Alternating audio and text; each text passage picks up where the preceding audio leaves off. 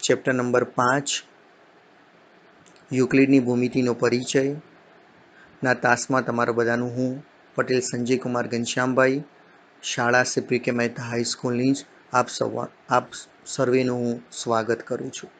તો અત્યારે કોવિડ-19ની મહામારીને કારણે આપણે સૌ લોકડાઉન છીએ, તો આ લોકડાઉનનો સદુપયોગ કરીને ઓનલાઈન લર્નિંગમાં હું તમારું બધાનું સ્વાગત કરું છું। તો આજે આપણે ધોરણ 9ના ગણિત વિષયના ચેપ્ટર નંબર 5ના યુક્લિડની ભૂમિતિના પરિચયનો ચેપ્ટરનો સંપૂર્ણ અભ્યાસ શીખીશું। ચેપ્ટર બહુ ટૂંકું છે। આ ચેપ્ટરમાં ફક્ત ટૂંકા પ્રશ્નો જ પૂછાય છે। આ ચેપ્ટરમાંથી કોઈ પણ દાખલો પૂછાતો નથી।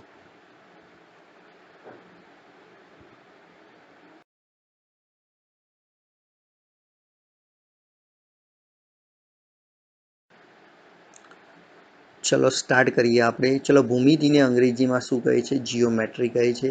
જીઓમેટ્રી એ બે ગ્રીક શબ્દોનું સંયોજન છે। ચલો એની જો જોડણી છૂટી પાડવામાં આવે તો જીઓનો અર્થ થાય છે પૃથ્વી અને મેટ્રીનનો અર્થ થાય છે માપ। તો પહેલો મુદ્દો આપણો ક્લિયર થાય છે કે પરીક્ષામાં પૂછાય કે ભૂમિતિને અંગ્રેજીમાં શું કહે છે? તો જીઓમેટ્રી કહે છે।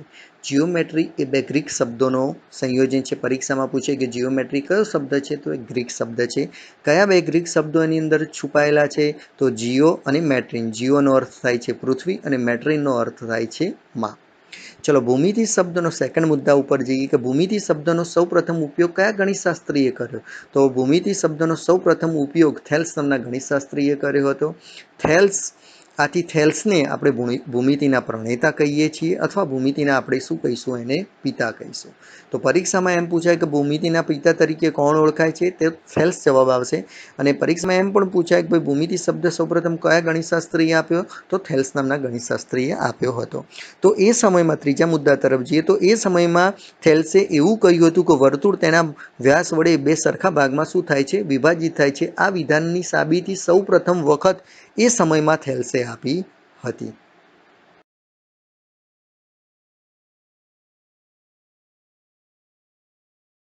ચલો થેલ્સનો ખ્યાતનામ વિદ્યાર્થી કોણ હતો? તો પાયથાગોરસ હતો।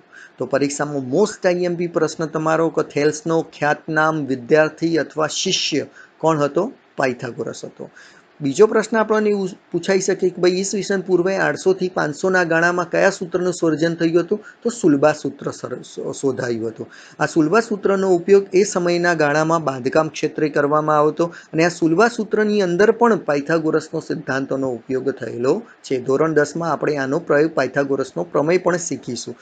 તો બીજા ટોપિકની અંદર આપણે એ છે કે ઈસવીસન પૂર્વે 800 થી 500ના ગાળા દરમિયાન સુલભા સૂત્રનું સર્જન થયું હતું। આ સૂત્રનો ઉપયોગ બાંધકામ ક્ષેત્રે થતો હતો અને આ સૂત્રમાં પણ પાયથાગોરસનો સિદ્ધાંતનો ઉપયોગ થયેલો છે।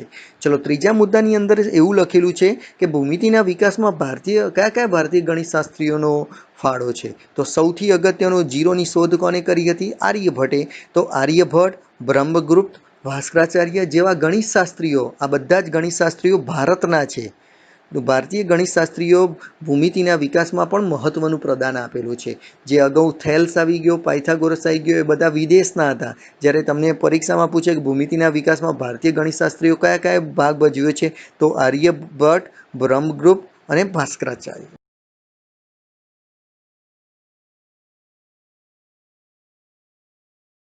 યુક્લિડ વિશે શીખીશું। આ સ્લાઇડમાં આપણે યુક્લિડ વિશે શીખીશું। યુક્લિડ એ એલેક્ઝાન્ડ્રિયા શહેરનો એક ગણિતનો શિક્ષક હતો। તો આપણો પહેલો મુદ્દો ક્લિયર થાય છે કે યુક્લિડ કયા શહેરનો ગણિતનો શિક્ષક હતો? તો એલેક્ઝાન્ડ્રિયા। ચલો યુક્લિડે પોતાના ભૂમિતિના ટોટલ કેટલા પ્રકરણો લખ્યા છે? તો યુક્લિડે ભૂમિતિના ટોટલ 13 પ્રકરણો લખ્યા છે। તો બીજો ટોપિક પણ આપણો ક્લિયર થાય છે। ત્રીજો પ્રશ્ન આપણો એમ પૂછાય કે તેને પ્રથમ પ્રકરણમાં કેટલી વ્યાખ્યાઓ આપી છે? તો યુક્લિડે પોતાના પ્રથમ પ્રકરણમાં 23 વ્યાખ્યાઓ આપી છે।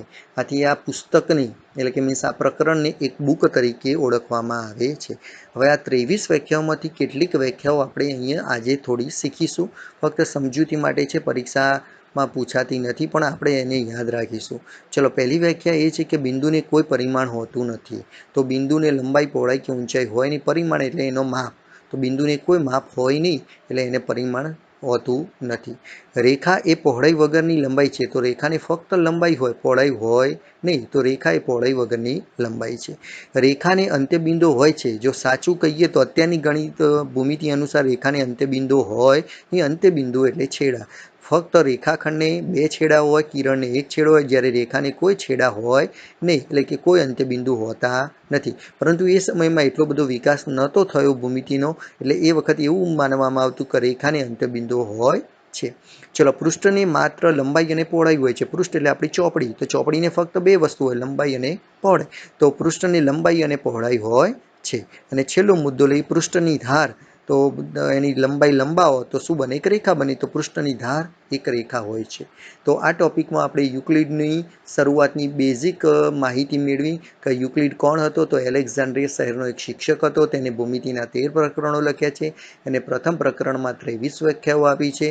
આથી આ પ્રકરણ એક બુક તરીકે ઓળખાય છે। 23 વ્યાખ્યાઓમાંથી કેટલીક વ્યાખ્યાઓ નીચે મુજબ છે કે બિંદુને કોઈ પરિમાણ હોતું નથી, રેખા એ પહોળાઈ વગરની લંબાઈ છે, અને રેખાને અંત્યબિંદુ હોય છે। પૃષ્ઠને માત્ર લંબાઈ અને પહોળાઈ હોય છે।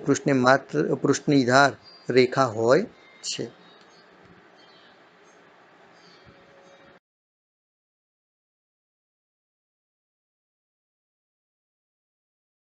શીખીશું કે યુક્લિડના સ્વયંસિદ્ધ સત્યો। તો યુક્લિડે પોતાની ભૂમિતિની અંદર કેટલાક સ્વયંસિદ્ધ સત્યો પણ આપ્યા કે જેમાંથી 5 સ્વયંસિદ્ધ સત્યો નીચે મુજબ છે। ચલો, સરખામાં સરખું ઉમેરીએ તો સરવાળો સરખો થાય। તો આપણે યાદ જ રાખવાનું છે કે સરખામાં સરખું ઉમેરું તો સરવાળો કેવો થાય? સરખો થાય। એ જ રીતે સરખામાં સરખું બાદ કરીએ તો બાદબાકી કેવી થાય? સરખી થાય। ચલો, એના પછી ત્રીજા નંબરમાં લખેલું છે કે આખું તેના ભાગ કરતાં મોટું હોય છે। તો આખું હંમેશા આખું અને એનો ભાગ તો હંમેશા આખું મોટું હોય અને ભાગ કેવો હોય? નાનો હોય। તો બસ એ જ સમજૂતી આપી છે કે આખું તેના ભાગ કરતાં મોટું હોય છે। સરખી વસ્તુઓના બમણા એકબીજાને સમાન હોય છે। અને છેલ્લું છે કે સરખી વસ્તુઓના અડધા એકબીજાને સમાન થાય।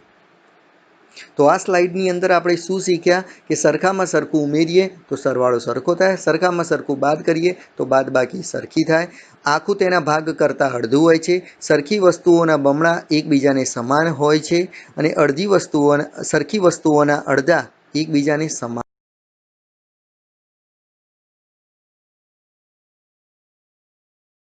આ ટોપિક સૌથી અગત્યનો છે કે યુક્લિડને તમને પરીક્ષામાં પૂછે કે યુક્લિડની પૂર્વધારણા 1 લખો, 2 લખો, 3 લખો, 4 લખો કે 5 લખો। તમે ગમે તે કોઈ બી નંબર પૂછાઈ શકે છે કે ભાઈ યુક્લિડની પૂર્વધારણા 2 લખો। તો આ 5 પૂર્વધારણાઓ મોસ્ટ આઈએમપી છે, તો આપણે ખાસ તૈયાર કરવાની છે। આ ચેપ્ટરનો સૌથી અગત્યનો ટોપિક આ છે।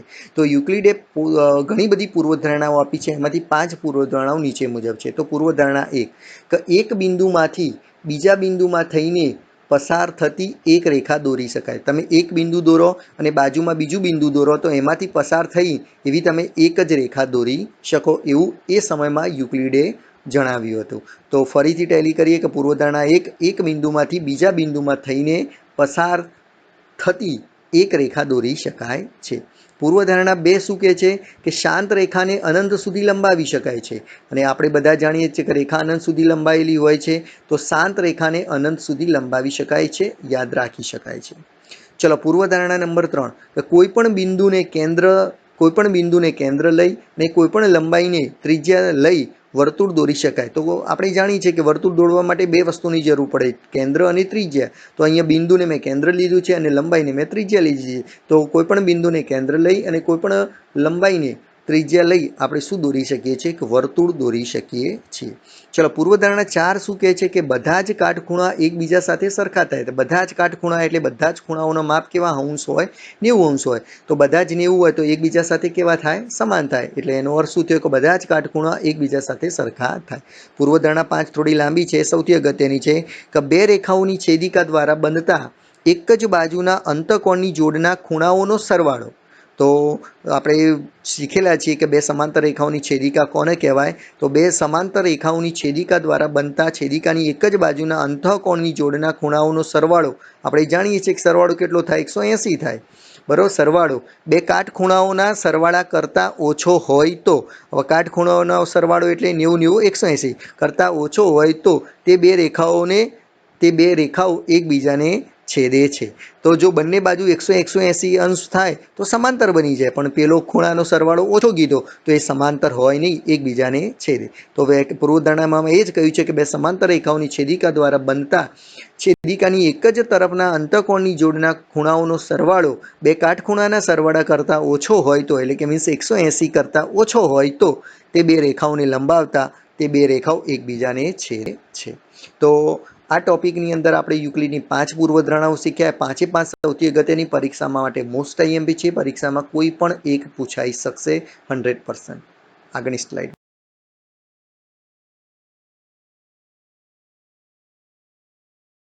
અગત્યનો ટોપિક છે, ગમે તેમાં 1 માર્કનો પૂછાય છે। આ 4ના આપણે પરિમાણ યાદ રાખવાના છે। ભૌતિક પદાર્થનું પરિમાણ, પરિમાણ એટલે એને શું હોય છે, લંબાઈ, પહોળાઈ કે ઊંચાઈ જે હોય એ આપણે તૈયાર કરવાનું હોય છે। ચલો તૈયાર કરવાનું હોય છે। ભૌમિતિક પદાર્થનું પરિમાણ, ચલો બિંદુનું પરિમાણ, તો બિંદુનું પરિમાણ 0 હોય છે। રેખાનું પરિમાણ 1 હોય છે। રેખાનું પરિમાણ 1 હોય છે। સમતલનું પરિમાણ 2 હોય છે, જ્યારે ઘનનું પરિમાણ 3 હોય છે। આમ શું સમજણ આપે છે કે બિંદુ, તો બિંદુને લંબાઈ, પહોળાઈ ને ઊંચાઈ હોતું નથી એટલે એનું પરિમાણ 0 થાય।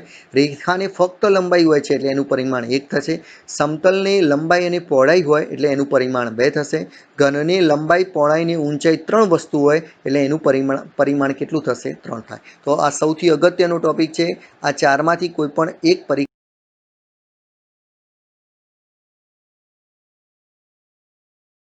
પ્લેફેરની પૂર્વધારણા લખો। તો પ્લેફેર નામના ગણિતશાસ્ત્રીએ શું કહ્યું કે એક જ રેખા એલ અને તેના પર ન હોય તેવા પ્રત્યેક બિંદુ પી માટે, તો રેખા એલની બહાર ગમે ત્યાં કોઈ જગ્યાએ પી બિંદુ તમે લો તો પી બિંદુ માટે એક અનન્ય રેખા એમ એવી હોય કે જેથી પીમાંથી પસાર થાય અને એલને સમાંતર હોય। તો શું થશે કે રેખા એલ લઈએ, રેખા એલની બહારના ભાગમાં બિંદુ પી લઈએ અને પીમાંથી હું એક એવી રેખા બીજી દોરી શકું કે જે એલને સમાંતર હોય। તો પ્લેફેરે એ જ કહ્યું કે રેખાના બહારના બિંદુમાંથી તમે એક બીજી એને એલને સમાંતર હોય તેવી એક સમાંતર રેખા દોરી શકો છો। ચલો તો આજના આ ચેપ્ટરમાં આપણે અહીંયા પાઠ પૂરો કરીશું। આ પ્રકરણમાં ફક્ત બસ આટલું છે। તો પ્રકરણની ફરીથી વિહંગાવલોકન કરી દઉં તો યુક્લિડની પૂર્વધારણાઓ તૈયાર કરવી, યુક્લિડની સ્વયંસિદ્ધ સત્યો તૈયાર કરવા, પ્લેફેરની પૂર્વધારણા તૈયાર કરવી, ભૌમિતિક પદાર્થોના પરિમાણ તૈયાર કરવા અને શરૂઆતના જે બેઝિક પ્રશ્નો છે એ તૈયાર કરવા। બસ આ પાઠમાં, આ પ્રકરણમાં એટલું છે। ધન્યવાદ, આભાર।